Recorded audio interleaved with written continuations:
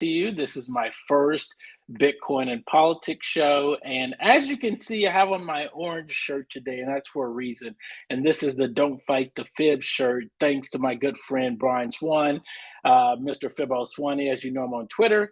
And guys, Bitcoin is back. What can we say? But I'll get into that a little bit later. But before I do, let me thank our sponsors, Roundly X. Listen, if you are not using Roundly X, you're missing an opportunity to actually stack sats. And given what the market's doing right now, you want to stack a lot of sats. So if you connect your credit card or debit card to their platform, every time you make a purchase, it's going to round up, get it Roundly X, it's going to round up your purchases and put that in the Satoshis for you. And that way you can get to 1 Bitcoin. You could be a whole Bitcoiner. All right, let's get on with that show.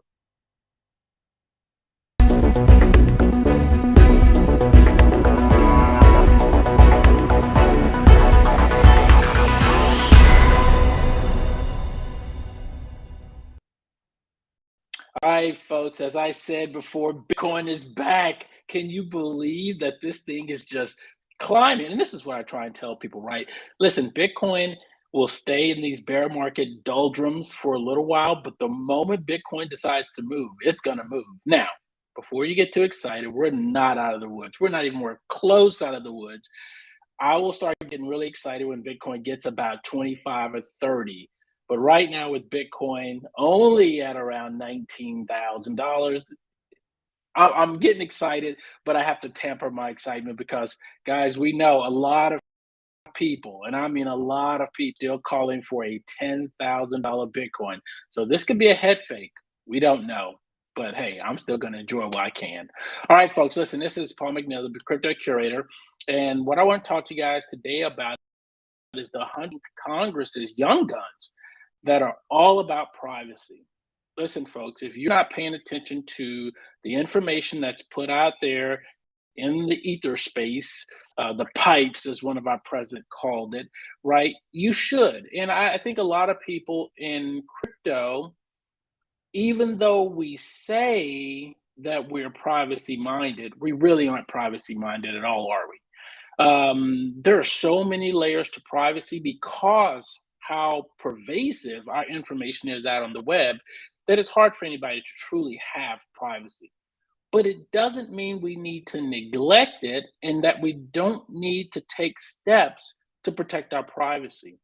And this is what we want to sort of discuss today on the show. I don't have a guest, so I'm just going to run through some websites, and hopefully some of these articles most of you have read or have seen, and you've taken the time to read them or not. I just want to cover them and talk to you a little bit about what's going on when we look at privacy and this Congress. Because as you know, we do have some young guns in there now. It's about 10 different Congress members that are very young age. And as you can only imagine, those folks, they do tend to pay a little bit more attention to information than the older generation. The older generation lawmakers, sometimes they're not up to speed.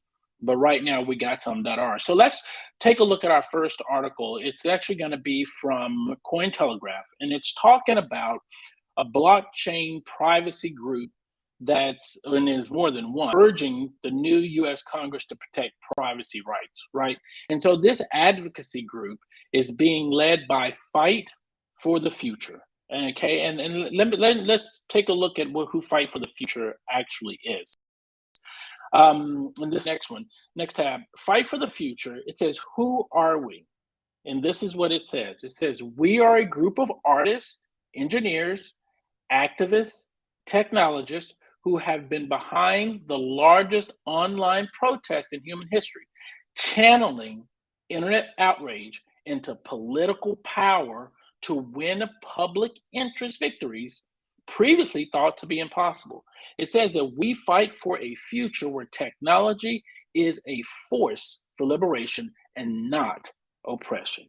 All right, so if we go back and we take a look at this Cointelegraph article, it talks about this group, Fight for Our Future. They've rounded up a group of prominent signatories to its appeal for digital privacy, balanced power, and human rights. All of this is very significant. And why? Because as I've said before, and I'm going to talk about this a little bit later in the show as it deals with the president and Congress, But our information, and you know what, it was Edward Snowden. If you ever watched the movie Edward Snowden, the documentary on Edward Snowden, he said this when his girlfriend sort of was like, sort of poo-pooing the idea of her privacy. And she was like, I don't have nothing to hide. And Edward Snowden said, listen, it's not about you hiding anything or that you've done anything wrong. But he said, your private moments should be your private moments. And it should be you who gives the permission to have someone view that private moment, listen in on that private moment, read that information about your private moments, right? We should have control over our information. And for the first time, probably ever in the digital age, we now have the capacity to do this. It is not out of the realm of possibilities anymore that we can safeguard our information and we can actually own our own data instead of giving it to the large tech companies to make billions of dollars off of. This is what most people are not aware of. When they say that a product is free, that means what? You are the product. People, where you go, what you read on the internet, the links you click, the purchase you make, all of this data is absolutely priceless, if you ask me. And these large tech companies are using that information to make money off of. In return, they give you access to something like a Facebook or something like a Twitter, right? And we look at this, oh, wow, they're giving us this free product and we use it, and they're siphoning off tons of information from us that they're packaging up and selling it off. In addition to that, the hackers are having a heyday with our information. They've hacked almost every organization you can think of that safeguards our information, from crypto companies, Gemini, Coinbase, to credit companies, Equifax, to commercial places like Target and Home Depot.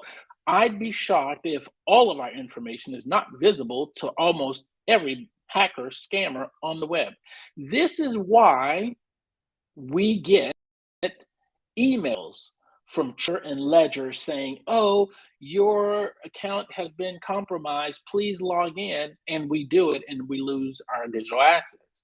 This is why people steal our identities, because the large tech companies have taken so much of our information that it's easy for hackers and scammers to recreate us in the digital world and take advantage of that opportunity. So this is what we're trying to address and what we're trying to tackle by organizations like Fight for the Future, to try to make it possible so that you can take control of your information. This is going to be a decade-long process.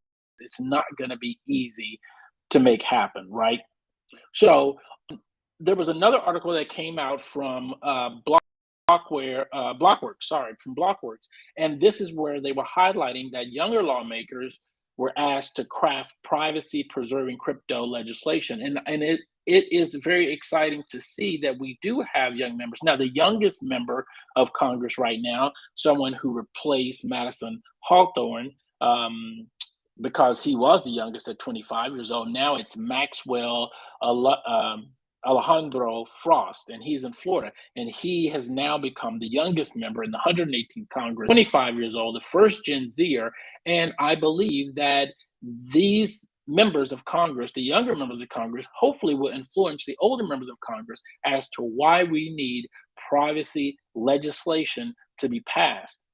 Now, in this article, they wrote an open letter to the members of Congress, and it was 28 projects that said there's a pressing need for a deeper dialogue between policymakers and developers to craft thoughtful legislation. And again, in crypto, a lot of us hate the government, don't want to have anything to do with the government. And again, guys, I get it. But unfortunately, we operate in an industry where we're going to need to deal with Congress. We're going to deal with the governments, both at the local, state, and federal level, all three. And so it's important for these advocacy groups to help them craft privacy preserving legislation to get it passed through. And so they did. They wrote an open letter to talk about this. And part of the little blurb said, should cyber criminals successfully tempt the US to abandon the human rights to privacy and the US Constitution? If they do that, everyone will lose. And that's what the group said in the project letter. Now, if we look at the next tab, we'll see this actual open letter for the sake of freedom and democracy and about the incoming lawmakers and privacy. And this is on the Fight for the Future's website. And I won't read the entire letter because it is somewhat lengthy. But if we scroll to the bottom of this letter, we will see some of the organizations that are currently a part of this letter. And I'll probably read through some of these because I think they're really important for you to know. Blockchain Association, Binary Corporation, Beta Pezzer, Caribbean Blockchain Alliance, Cyberstorm, the Crypto Freedom Lab, DeFi Education Fund, Desert Blockchain. Some of these I've never heard of in my life. Edge, Electric Coin Co., Espers, Filecoin Foundation, Free Software Foundation, Frogcoin, Learning Proof, Ledger, Manta Network, MobileCoin, ModaCoin, Mysterium Network, Nighthawk Wallet for Zcash, Nillion Network, NIM Technologies, Protocol Labs, Proton. And if you're aware of Proton, Proton has an email service with a drive component, with a calendar component. If you're in crypto and you're not using a email privacy platform, I don't know what to tell you, because it is incredibly easy to use and it's available. And it's available at no cost. And so for us not to use tools like this makes me question just how serious most of us are. When I see someone in crypto, and I'm a little bit guilty of this myself, so I'm not trying to throw stones, right? And I'm trying my best to wean myself off of it, is because change isn't easy. But when you have someone who sends you an email and they're a big crypto person and their email is blah, blah, blah at gmail.com, it makes you wonder, right? Are you really serious about privacy, or are you just giving lip service to it because you're still using Gmail? Now that I've talked about email so much, most of you know I detest email. I don't want to use it. When people ask me for my email, I'm saying, what? I don't have one. And then they're like, well, I can't send you a calendar appointment. I'm like, just give me the calendar appointment. I put it on my calendar myself, right? I don't need you to put me into this calendar appointment email database now, which has my email and my name and blah, blah, blah.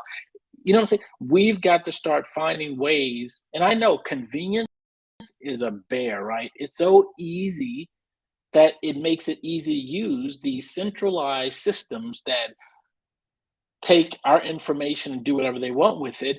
Instead, we really should use privacy preserving tools, and Proton is one of them. Now, I'm not saying you got to use Proton. There are others that are out there, but they happen to be one.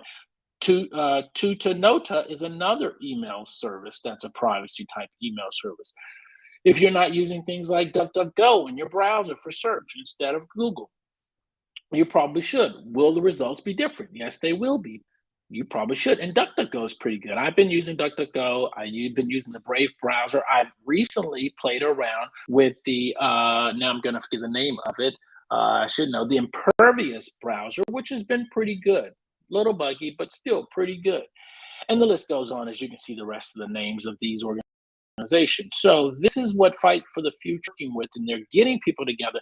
Another thing I will tell you, since this is Bitcoin and politics, I've had several conversations in some of the other Telegram groups that I'm in, and we're discussing government and how we shouldn't have, and we need to burn it all down, and there are a bunch of vipers and a bunch of, parasites. And I'm like, using that kind of language about people that's in our government, as much as I know most people or in crypto seem to just totally detest them, they're people.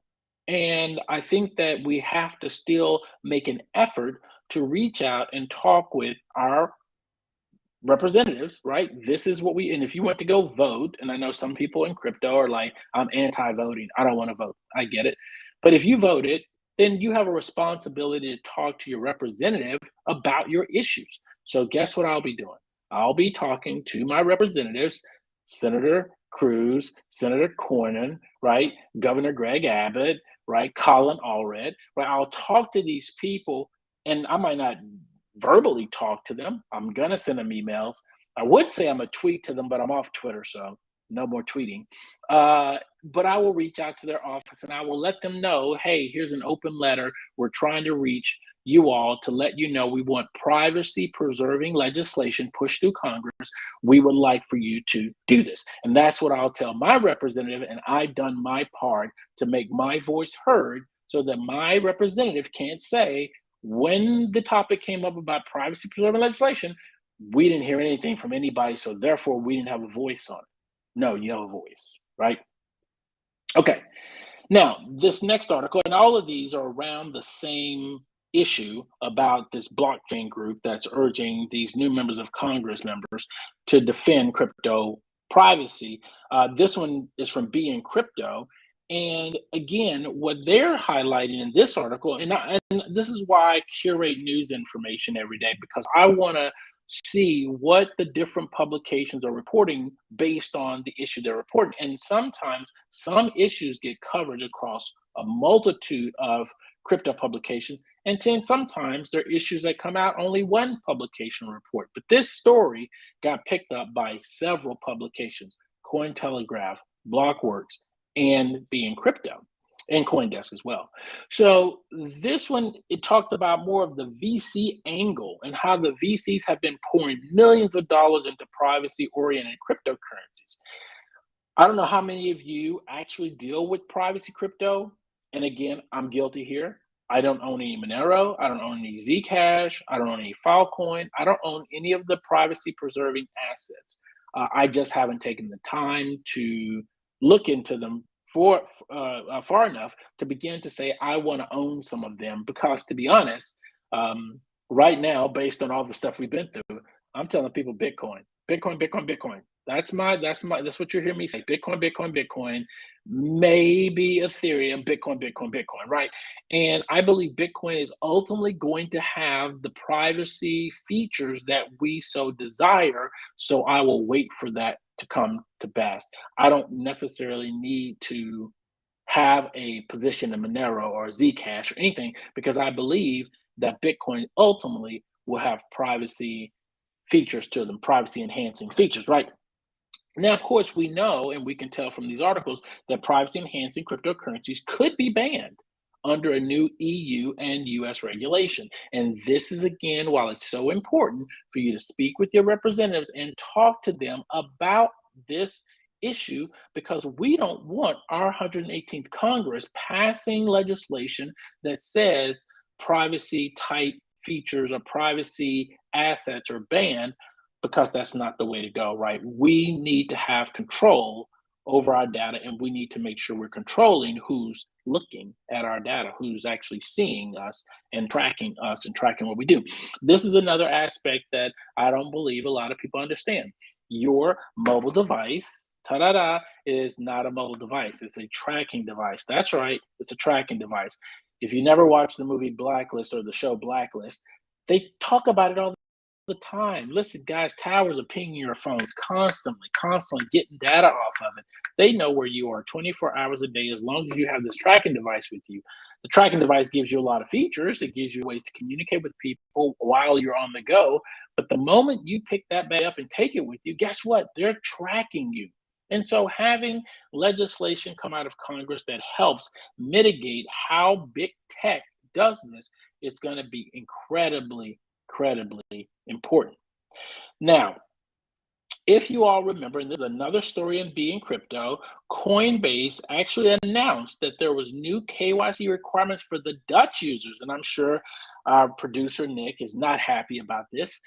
He's in the Netherlands, right? And so Dutch users, according to their regulation, they've introduced this that said that introduced information collection requirements for Dutch users. It says the information includes the recipient's name, the purpose of the transfer, and the recipient's residential address. Talk about insanity. This is insanity. Listen, folks, this is what we need to get out of.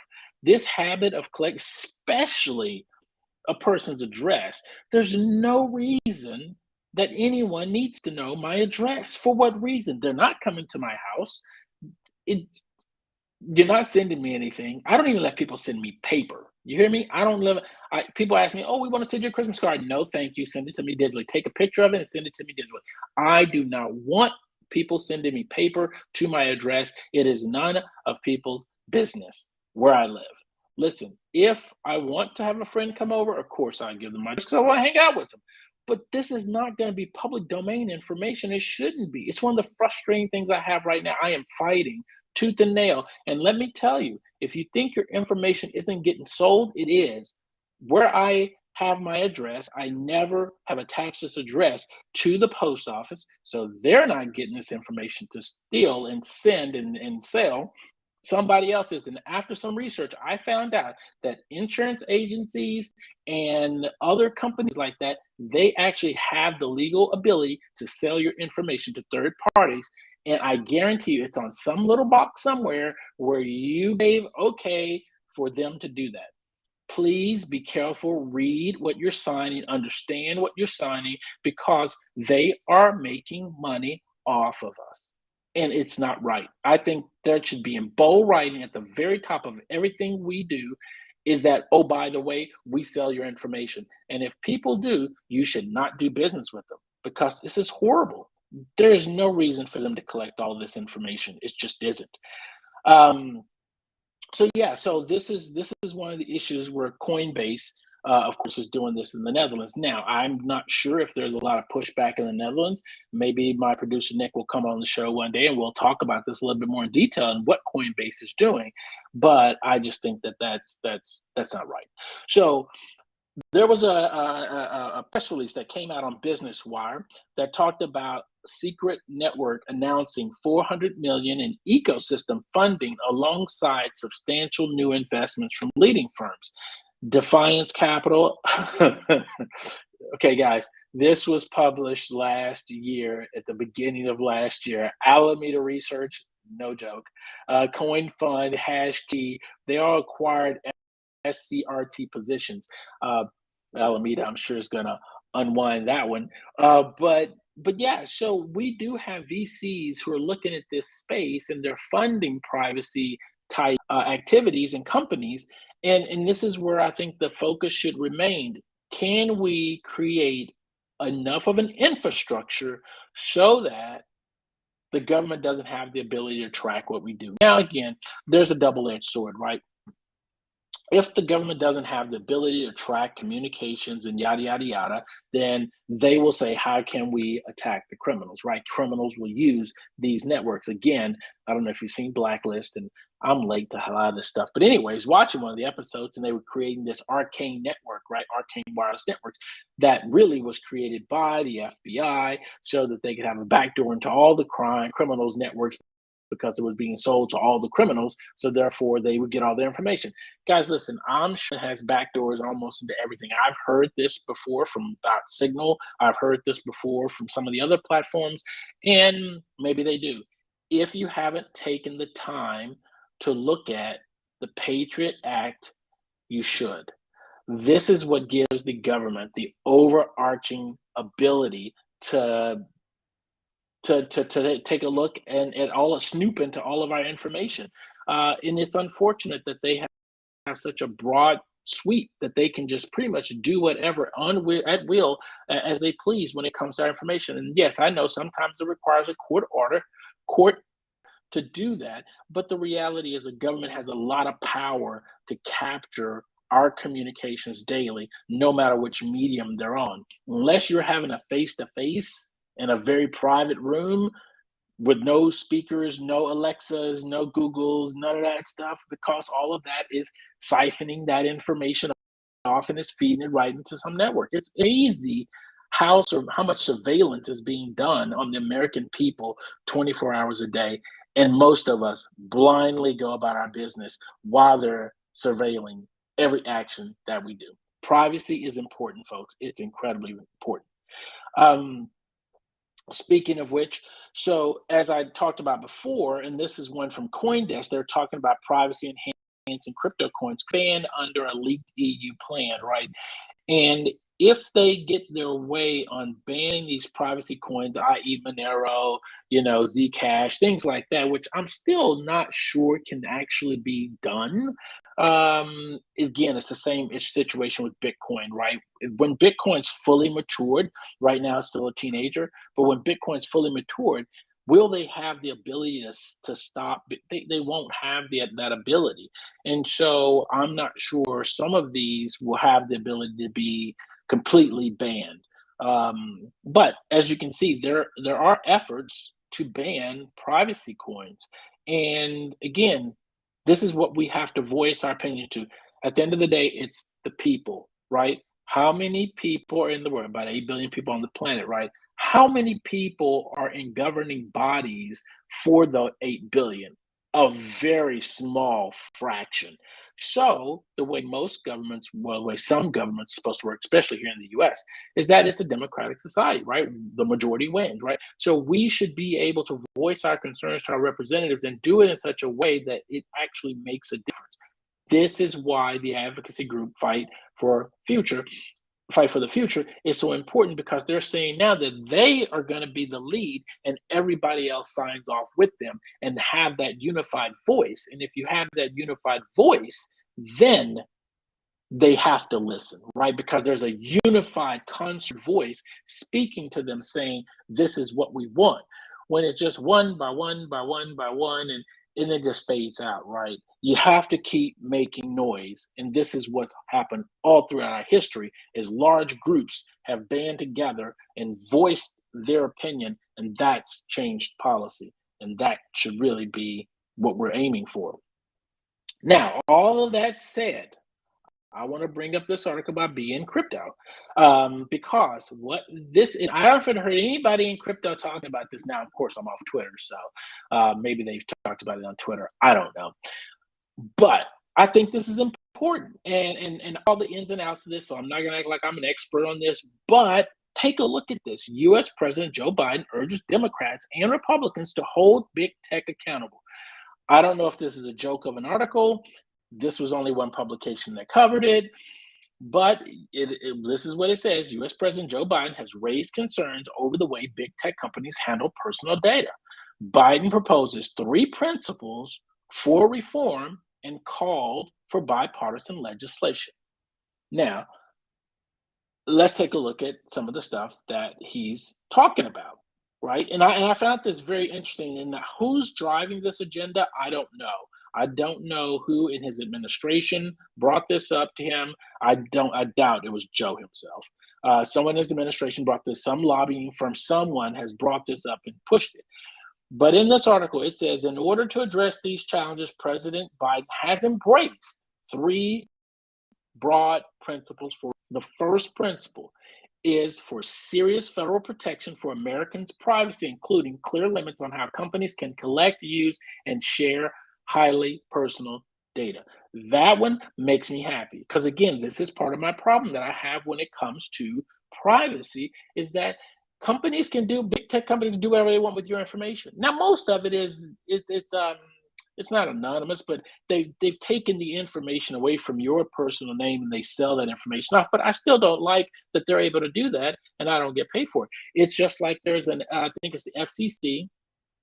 I think it's Federal Communications Commission. They've made it possible that, again, if you're browsing on your computer and you don't have a VPN on, whoever your provider is, they can take that data and they can sell it, do whatever they want to with it without your permission. This is why I use a VPN, and this is why I encourage everyone. You should be using a VPN on your mobile devices, on your home, and everywhere you go, because the big tech companies have the ability to sell your data, and that's unfortunate without your permission.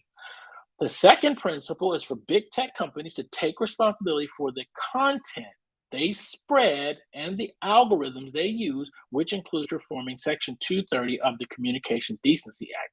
This is going to help these platforms on how they control what you see. YouTube does it, Twitter does it, LinkedIn does it, Instagram does it, TikTok does it, right? They all have these algorithms that as you click and as you watch, it's trained, and they just feed you with content. And rather that content's factual, actual, don't know. And so that's going to address that issue. And then lastly, Biden aims to bring more competition back to the tech sector by promoting a level playing field for small and mid-sized businesses. Ta-da, there you go. So I think that where this goes from this point, I'm not sure. But we know that at least, and again, regardless of what party you're part of, the point is that someone's putting a light on this and saying we need to do something about it. Again, if you read between the lines in politics, does this mean that the Democrats are all no, it doesn't. I don't know what it means, but we know what's presented to us right now, and we know that it appears that they're trying to work toward privacy in some shape, form, or fashion.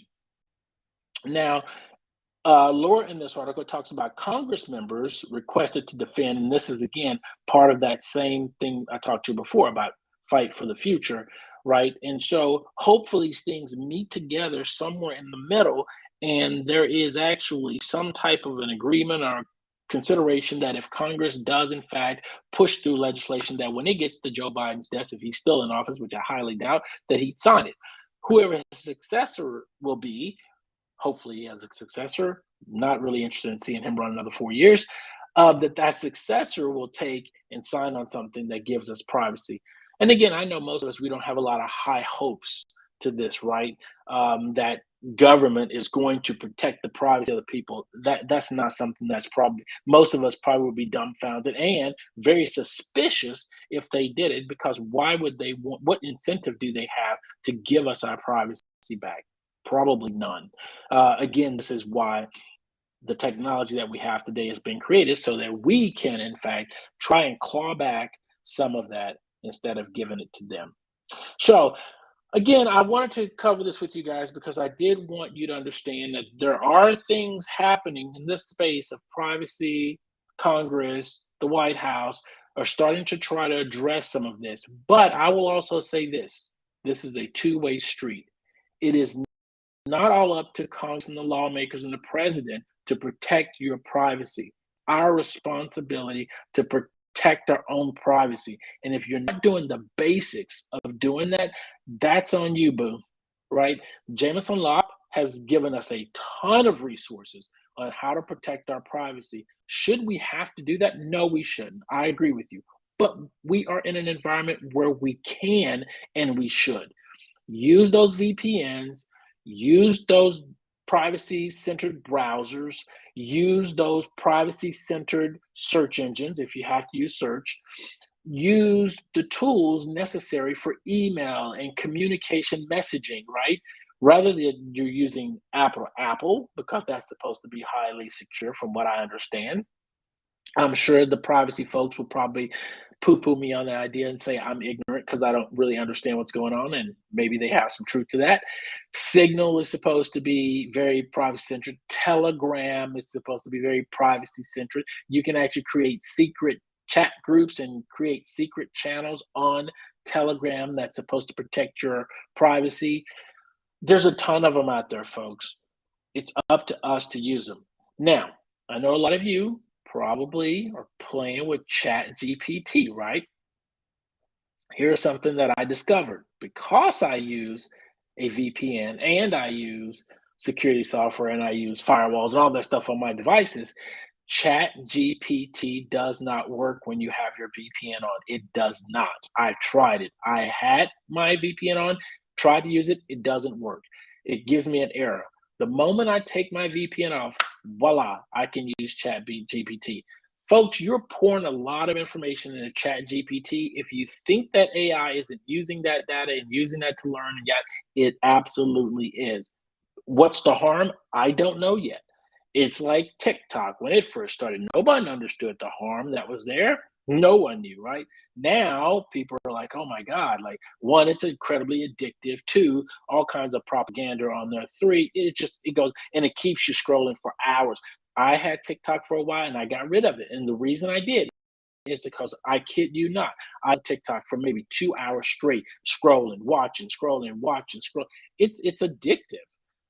Be careful with technology, folks. You ultimately have control over the tech. It's my decision to pick this bad boy up and take it around with me everywhere I go. It can also be my decision to decide to leave it at home when I leave and go somewhere. I don't have to be tied to this 24/7. Well, what if someone wants to call you? What if someone wants to reach you? Folks, come on. It's up to us to control technology, not let technology control us. Use this stuff for our benefit, and when it doesn't benefit us, let it go. And so this is why I also let go of Twitter. Tired of the shenanigans and crap that goes on with Twitter. Will Twitter turn itself around and become a great platform and do all the, I don't know, maybe it will. In the meantime, I decided to switch to a different platform. Now I'm using Woobits. And if you've never checked out woobits.com, you should. They don't pay me. I'm just a user on the platform. But you should check out woobits.com, WUBITS.com. Wonky name, I know, but woobits.com.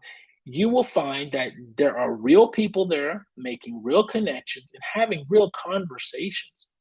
Don't get that on Twitter that much.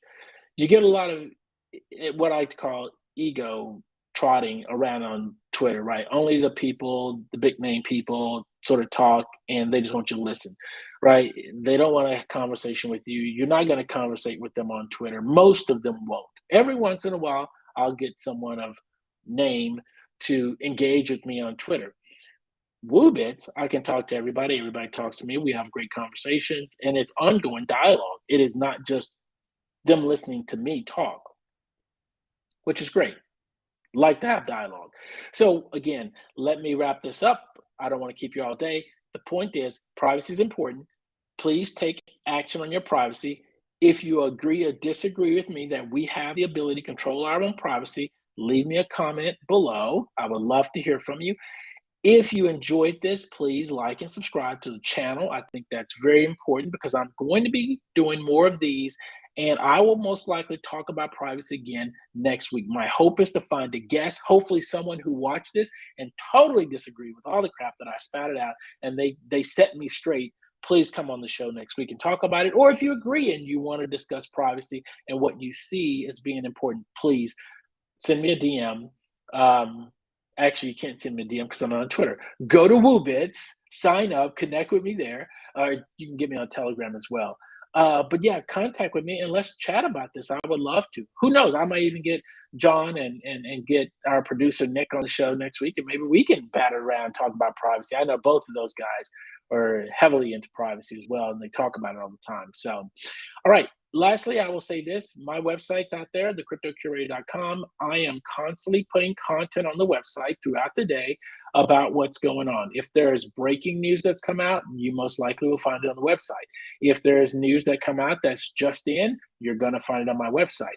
I'm going to have 3 articles on there all the time. These are the 3 most covered news articles of the day. So if you watch my website, you'll say, hey, this is what's being talked about the most right now because I see these are the 3 articles up there. And I try to update those throughout the day. I probably need to do an update because we've got some big stories that came out. As a matter of fact, I just want to mention a couple of them today. Nexo, a lot of people were wondering if Nexo was going to fall because we had everybody else fall, right? BlockFi, Celsius, Voyager, they all fell.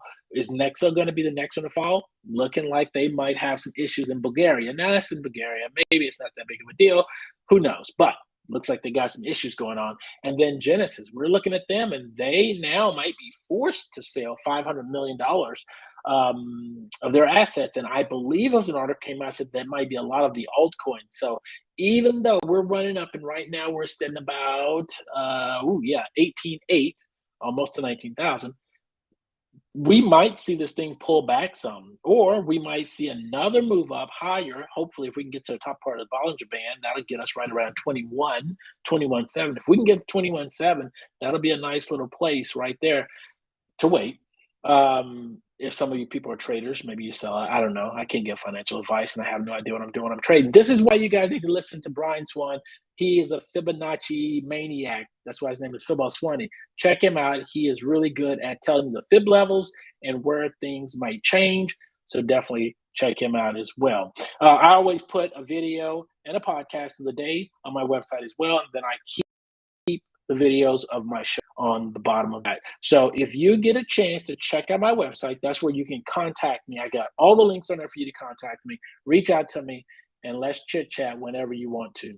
I know Nick's put Twitter up there, but I've taken Twitter away. But that's Fibbo20. But I've heard Fibbo20 might be getting ready to vacate Twitter too. Do you know they wind up shutting his account off for a while? He had to fight to get his account back, which is insane. This is another reason why I don't deal with Twitter. One day they might decide to just cut me off, and guess what? I'm gone. So I got them before they got me.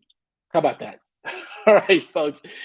Hey, Nick, thanks for producing this. Again, thank our sponsors, Roundly X. You guys are amazing. Guys, check them out, please. They can help you stack some sats. And with that, until Sunday, when I tell you more about Bitcoin being freedom, you guys have a great Thursday.